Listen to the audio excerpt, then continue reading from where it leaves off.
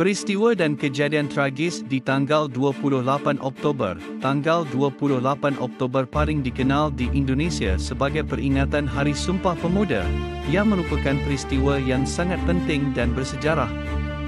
Sumpah Pemuda adalah hasil dari Kongres Pemuda kedua yang diselenggarakan pada 27-28 Oktober 1928 di Batavia, sekarang Jakarta. Isinya adalah para pemuda dan pemudi Indonesia mengikrarkan janji satu tanah air, satu bangsa, dan satu bahasa, yaitu Indonesia.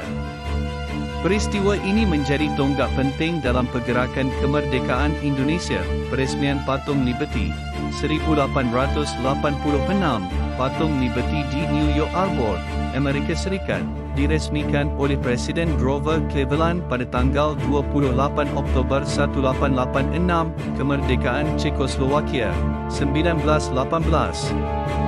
Czechoslovakia, saat ini Republik Ceko dan Slovakia, memproklamirkan kemerdekaan mereka dari Kekaisaran Austria-Hungaria pada 28 Oktober 1918. 4. OHD, Hari Tidak, diperingati di Yunani pada 28 Oktober. Ini merayakan penolakan diktator Yunani Ioannis Metezas terhadap ultimatum dari Italia Fasis pada tahun 1940 selama Perang Dunia Kedua, yang menandai masuknya Yunani ke dalam perang tersebut.